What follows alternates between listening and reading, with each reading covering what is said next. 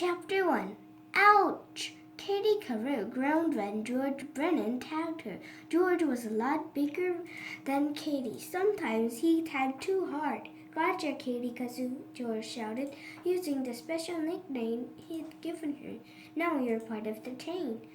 Katie frowned. She was always the first one tagged when they played train tag.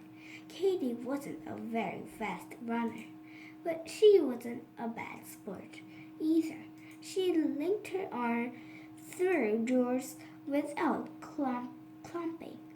Together they ran after Miriam Chan. Your tag, George cheered as he bashed into Miriam's side.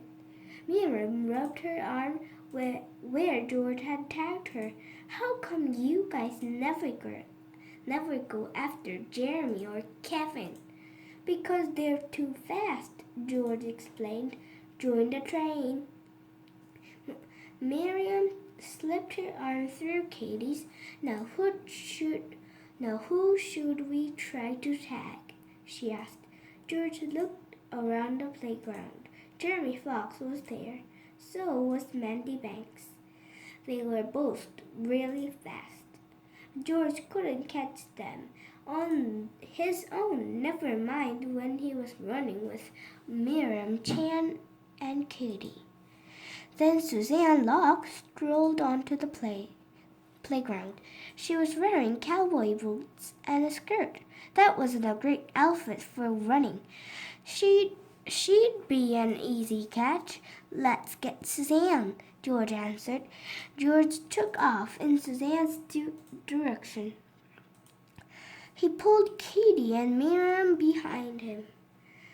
Gotcha, Miriam and George cried out as they reached Suzanne. Join the train, Katie added. No, thank you, Suzanne answered. What do you mean, no, thank you? George demanded to know. We tagged you, so you have to join the train. No, I don't, Suzanne told him. Train tag is for kids. We are kids, George reminded her. Well, I've got more grown-up things to do. Suzanne reached into her pocket and pulled out a cell phone. I have to make a call. Hey, who's that? Whose is that? Miriam asked. Mine, Suzanne answered. Katie had seen that phone before. It really belonged to Suzanne's dad, but Katie didn't say anything. She didn't want to embarrass her best friend. How come you brought your cell phone to school? Miriam asked.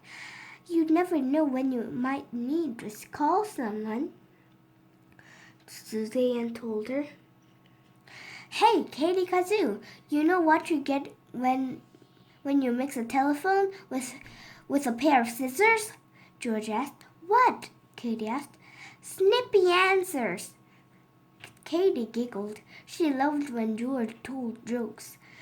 Suzanne didn't. Instead of laughing, she pulled a headrest from her backpack. I can talk on the cell phone and still use my hands into the phone.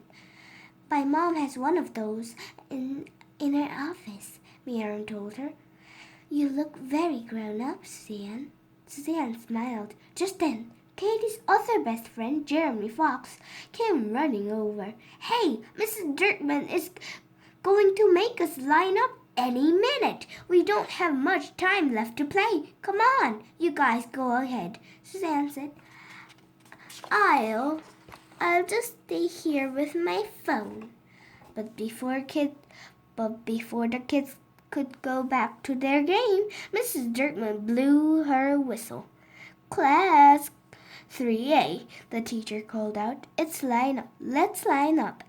Boy, that math homework was really hard. Katie whispered to Jeremy as they got in line. It took a long time, Jeremy agreed. George looked at them both strangely. Math homework? We had math homework? You didn't do it? Katie asked. George turned red in the face. I guess I forgot. I guess I forgot. Oh man, Jeremy moaned. This stinks. Why? Katie asked him. George forgot his homework, not you.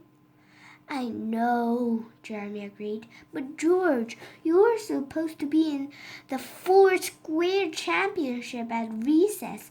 You're the best Foursquare player in our whole class.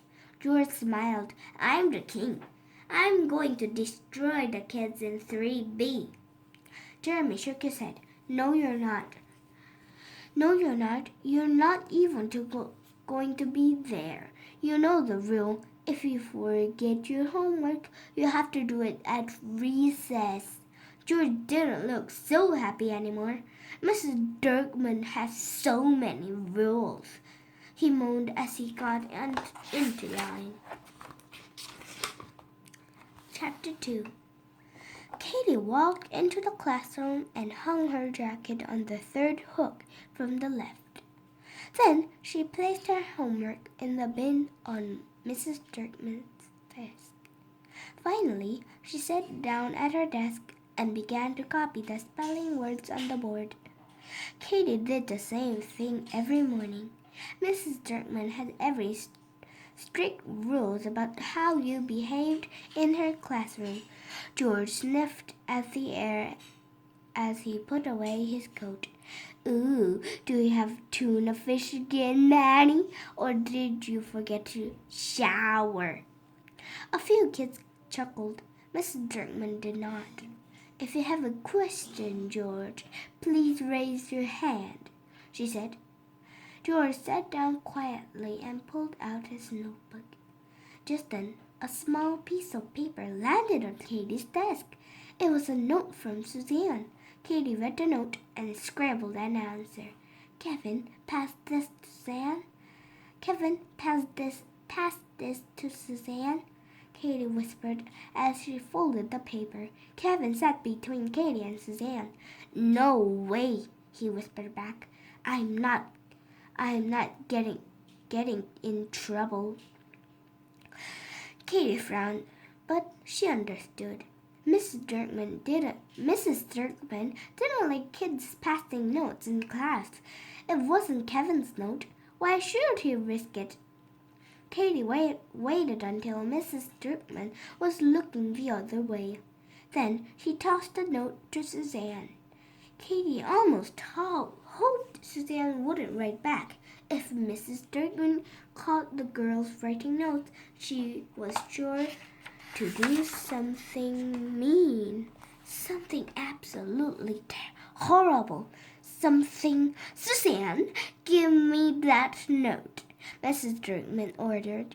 Oh no, Mrs. Dirkman had seen them. Suzanne looked at Katie and bit her lip. She didn't move. It looked like she was frozen. Let it go. Suzanne, you heard me. Mrs. Dirkman held out her hand. Suzanne stood up. She walked slowly toward the front of the room. All the kids were staring. All except Katie. She couldn't even look at her. Thank you, Mrs. Dirkman said when Suzanne handed her a note. Please go back to your seat. Katie breathed a sigh of relief. That wasn't so bad. But Mrs. Dirkman wasn't finished. She opened the note and began to read it out loud.